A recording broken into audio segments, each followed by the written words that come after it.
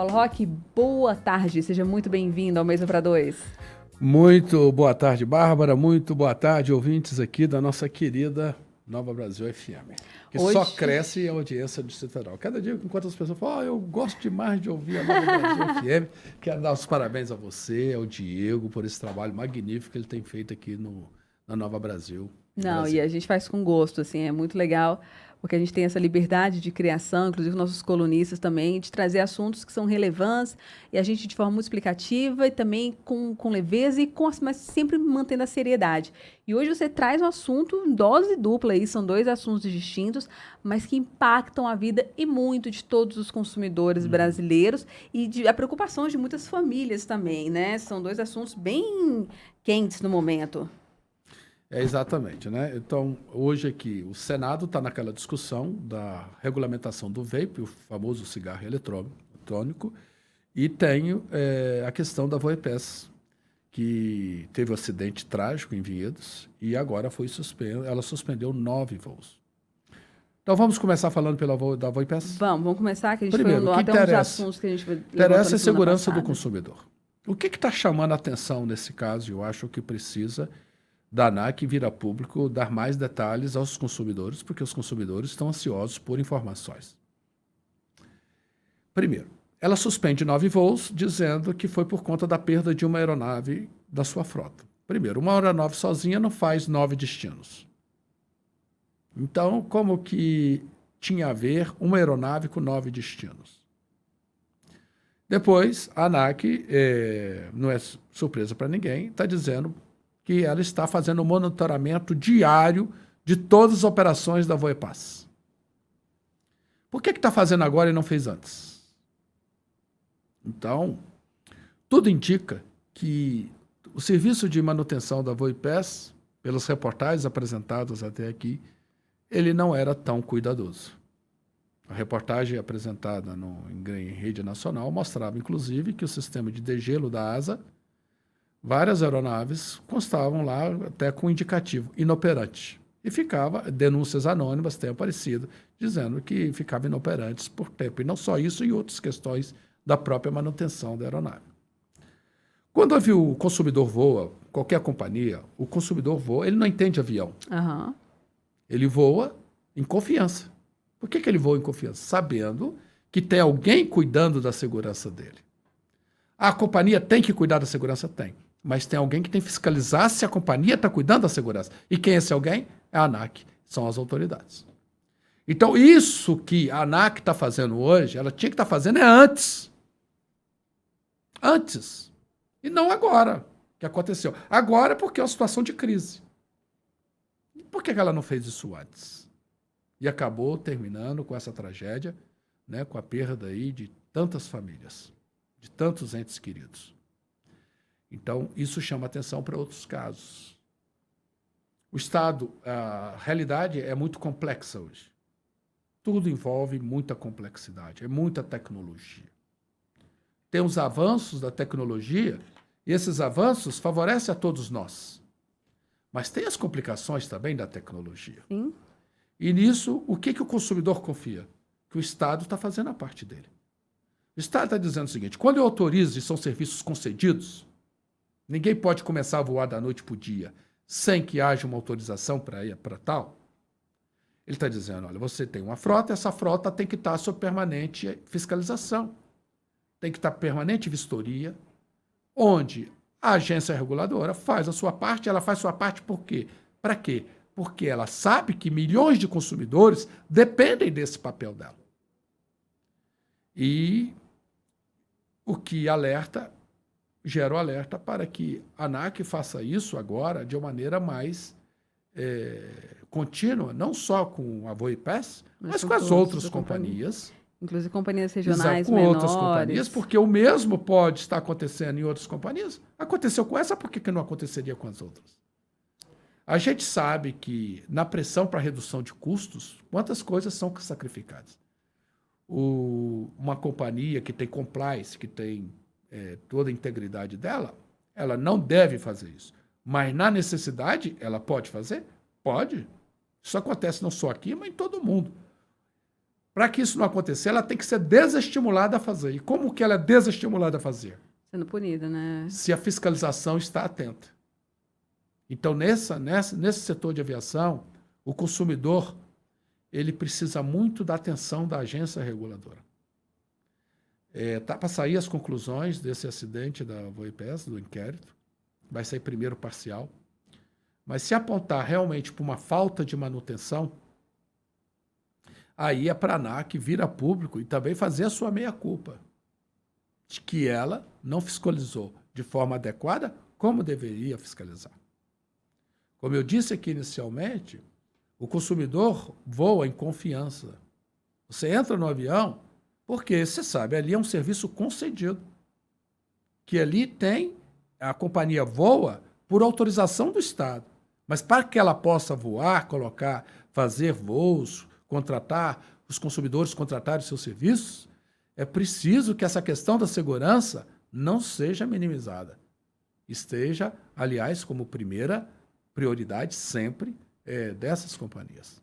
E é nesse sentido que a ANAC deve fazer o seu dever de casa, está fazendo agora. A VoiPes está sob situação de monitoramento. E a pergunta é, por que ela está agora e não estava antes? Vamos lá, a gente vai continuar acompanhando esse assunto E acompanhe de perto. as outras companhias também, faça um pente fino e outras companhias para saber se itens importantes da segurança estão sendo negligenciados. Ah, não, mas a maior segurança aqui é o piloto, porque o piloto não vai levantar voo, né? Não vai decolar se não tiver tudo em segurança. Olha, isso é uma meia verdade. Ele tem ali, mas ele também tem o emprego dele ali. E tem os problemas, e na grande maioria das vezes, a nossa sorte é que não acontece nada. Que o avião vai, volta, né, decola, aterriza, graças a Deus as coisas acontecem. Mas e quando acontece? Vamos pagar para ver? Então, para não pagar para ver, o Estado, através das agências reguladoras, no caso a ANAC, tem que fazer o seu dever de casa. Falando em Estado fazer o dever de casa, vamos já para esse segundo tema, que são esses cigarros eletrônicos, né? Que, assim, também tem uma tentativa do governo agora de regulamentar, porque virou uma moda, por mais que não pode importar, não pode vender, mas tudo dá-se um jeito e virou uma febre, principalmente com a juventude. Olha, não sei se você sabe, o vape é proibido no Brasil desde 2009. Sim, então, mas não adianta. Pela Anvisa. O Brasil tinha 2 anos e meio, 500 mil usuários de vape, consumidores de vape. Hoje o Brasil tem cerca de 3 milhões de consumidores de vape. Então, é proibido, mas continua sendo usado. Então, o que fez o projeto no Congresso Nacional? Olha, já que está sendo usado, já que a proibição não impediu a comercialização, o melhor é fazer como com o cigarro tradicional, que não é proibido, mas é regulamentado. E regulamentado em cima de quê? Você proíbe publicidade, você restringe a comercialização, como ela é restrita, né? Você não pode comercializar como você comercializa outros produtos, você tem uma restrição enorme na publicidade. E nessa matéria, o Brasil é referência internacional, sabia? Não mesmo. O Brasil é referência internacional, até elogiado pela OMS. Uau! Porque com a restrição legal que o Brasil fez ao consumo de tabaco, à publicidade, o Brasil teve uma redução drástica de número de fumantes. Por exemplo, na década de 80, 90, era clássico, né? Associar o cigarro a sinônimo de elegância, de sucesso.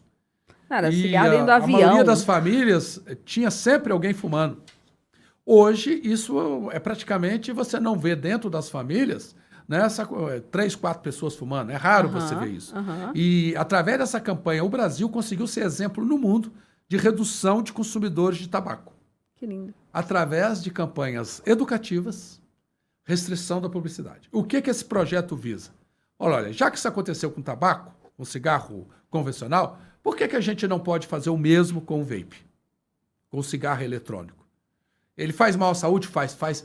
Para alguns especialistas, ele faz tanto mal ou mais que o cigarro convencional. Ele gera vício? Gera. Ele gera dependência? Gera dependência, porque tem a nicotina. A nicotina gera dependência. E vários estudos mostram os pulmões de consumidores de vape totalmente lesionados, atacados por conta do uso do vape. Então, e alguns dizem que faz até mais mal. Uhum. Agora, eu particularmente, eu vejo o seguinte, toda vez que você proíbe algo que você não consegue fazer cumprir a proibição, você acaba alimentando o comércio clandestino. E ao alimentar esse comércio clandestino, aí entra o crime organizado, porque quem faz isso é o crime organizado. Ele precisa de uma mão do crime organizado para comercializar, para importar, porque legalmente não pode importar. Então vai importar como? Através de esquemas criminosos. Uhum. E aí, por outro lado, você não tem, o Estado não fiscaliza porque não é regulamentado. Então, isso é uma questão criminal. Então, não tem restrição, mas todas as pessoas estão consumindo, estão aumentando o número de consumidores. Então, eu vejo que pode até ter uma restrição mais severa que do cigarro normal. Mas eu acho que a proibição pode levar um efeito contrário. Eu respeito muito, eu não sou fumante, né? Não sou fumante. Sou contra o uso de cigarro. Eu, particularmente, acho que isso é uma autossabotagem à sua saúde.